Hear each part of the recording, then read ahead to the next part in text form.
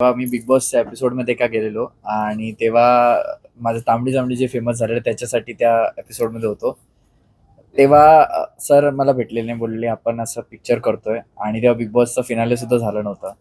पण सरांचं होतं पिक्चर बनवणारच आहे ते, सूरज असणार आहे त्यात आणि सूरजच्या मेन कॅरेक्टरवर करायचं आहे. तर एक झापूक झुपूक आहे, तर त्याचा मेन टायटल सॉन्ग त्यांना असं आहे की काहीतरी करून दे मला. आणि माझ्यासाठी हे पिक्चरचं पहिलंच गाणं आहे, मी ह्याच्या आधी कधी पिक्चरचं गाणं केलं नव्हतं. तर थोडंसं मला होतं की हे मी कसं करणार, कारण की कदाचित एक वेगळ्या प्रकारचं म्युझिक प्रोफेशनलिझम काय असेल, कारण की मी सेल्फ लर्न म्युझिशियन आहे. मी असं कुठे शिकलो नाही म्युझिक किंवा काय, युट्यूबवर ट्युटोरियल बघून लॅपटॉपवर बनवतो आम्ही. तर ते मला बोलले की बनव झापूक. त्यांनी थोडीशी ब्रीफ दिली, थोडंसं मला स्टोरी सांगितली आणि सांगितलं की हे सूरजवर पिक्चराइज्ड होणार आहे.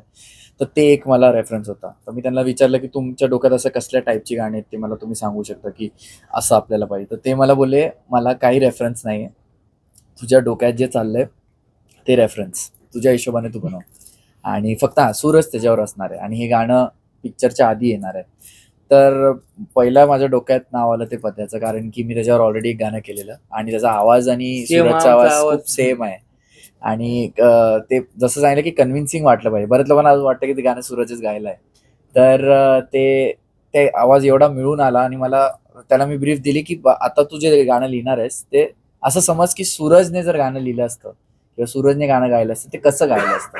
तर त्या हिशोबाने आम्ही रेफरन्स लावून ते गाणं असं बनवलं आणि पहिल्याच अटेम्प्टमध्ये ते सरांना आवडलं आणि सरांनी फक्त थोडेफार चेंजेस सांगितले मला की फक्त हे इकडे कर, इकडे. पण जास्त आम्हाला त्याच्यात हे चेंजेस आले नाही आणि सरांनी माझ्यावर विश्वास दाखवला की नाही बाबा, हे हा जे बनवत असेल ते बरोबरच असेल आणि ते आता लोक ऐकतायत आणि लोकांना ते आवडते. ते ते बघून अजून आम्हाला आनंद होतोय, कारण की ते गाणं कुठल्याही स्टुडिओमध्ये रेकॉर्ड झालेलं नाही. ते माझ्या लॅपटॉपमध्ये मी बनवलं आहे, पत्याने त्याच्या घरी रेकॉर्ड केलं आहे आणि आम्ही इंटरनेटवर भेटून आम्ही ते बनवून टाकलेलं आहे. सो क्रिएटिव्हिटीला म्हणजे बेसिकली काय लिमिटेशन नसतं की बाबा काय स्टुडिओच पाहिजे, हे पाहिजे. जर एखाद्याला आपल्याला मनापासून काय बनवायचं ते कसंही बनवू शकतं. आणि सूरज हा रेफरन्स होताच, कारण की आम्ही सूरजला बिग बॉसवर बघितलेलं. तर त्याला ते सोपं झालं समजायला की सूरज काय काय बोलतो, काय काय शब्द बोलतो आणि त्याची स्टोरी काय आहे. तर त्याच्या हिशोबाने त्याने ते गाणं बनवलंय. त्याने ते वाटावं की ते सूरजच बोलतोय गाणं. आणि झापूक झुपूक बाईने शब्द तर हिट केलेलाच, तर त्याच्याने तो इझी झाला की मला विचार करायला लागला की कसला शब्द वापरूया. तर हे सगळं जुळून आलं आणि आय थिंक सरांनी आमच्यावर दाखवलेला विश्वास प्लस सूरजचं कॅरेक्टर हे सगळं आमच्यासाठी खूप इम्पॉर्टंट होतं आणि स्ट्रॉंग होतं. त्यामुळे ते गाणं आता एवढ्या लोकांना आवडतं. दोन लाईन.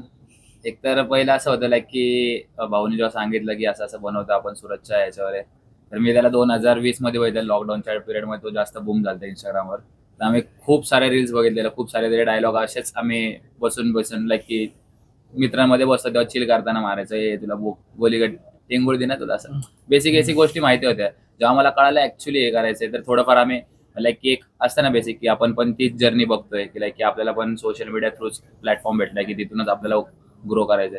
तर त्या थोड्या गोष्टी माहिती होत्या. भाऊनी जेव्हा थोडंसं एक्सप्लेन केलं, मग म्हणलं की सूरजवर लिहायचंय. मग माझ्याकडे थोडे थोडे मुद्दे होते की काय काय तो बोलतो, काय काय बिग बॉस मध्ये ऑलमोस्ट त्याची जर्नी कळाली होती की लाईक की तो कसा मुलगा आहे, काय आहे त्याचं नेचर कसं आहे. तर थोडं लिहायला सोपं पडलेलं आणि सरांनी हेल्प पण केली की लाईक की सरांनी मेन गोष्ट असं होतं लाईक की केदार सरांनी आम्हाला फ्रीडम दिलता लाईक की तुला जे लिहायचं ते लिहिलंय की बेसिक. म्हणजे मी जेवढं ऐकलेलं आहे, पहिल्यांदाच मी मूवीमध्ये गाणं देतोय, पण मी जेवढं ऐकलंय की लाईक की थोडेसे ब्रीफिंग करत असतात की असंच हवंय, असंच कर, असंच कर. पण सरांनी आम्हाला असा कुठला काय त्रास दिला की नाही किंवा काय नाही. जसं आम्ही पाठवत होतो, सर सांगायचे की हे एवढी सगळं एक शब्द आहे की हा एवढाच, असं 2 वेळा सांगितलं सर, हो, हार्डली 1-2 वेळा खूप सांगितलं. मायनर चेंजेस आहे. खूप मायनर होता. बट सरांनी तेवढा फ्रीडम दिला आणि तेवढा विश्वास ठेवला, तर ते थोडं इझी प्रोसेस गेली आणि पटकन झालं म्हणजे ते. तर मजा वाटली ते. 2 लाईन कुठले आहेत? त्याच्यावाले देतं, ए लेका चल साईड दे, नाही तर तोडून टाकन सगळे मी काय दे. माझी दहशत तुला नाही माहितीये, मी गारकरणी एकाच मग फाईटी तुझी नाही लायकी. तुझे भामटा तुला दाखवतो माझी मी क्षमता. एका बुक्कीत टेंगूळ दिला गोली ग शॉट, म्हणून फिरे झाली माझ्यावर जनता. नको करू माझ्यासोबत तू धंदा, कारण वाचतोय माझाचा डंका. अरे जिथे तिथं घाला सुट बिट, जाळा भूत बित नाही बघा तिथं बात. मला कोण नाही रोकत, कोण नाही टोकत, रानवनात फिरतो मी एकटा. माझी आई मरी माता सांगतो मी तिची कथा. तुम्ही कशाला मग मला खाली लेखता, तुम्ही कशाला मग मला खाली खेचता. नका करू तुम्ही माझ्यासोबत चेष्टा. मी वाचतोय मला ती गाजतोय मला ती पेटलाय मला ती टांका.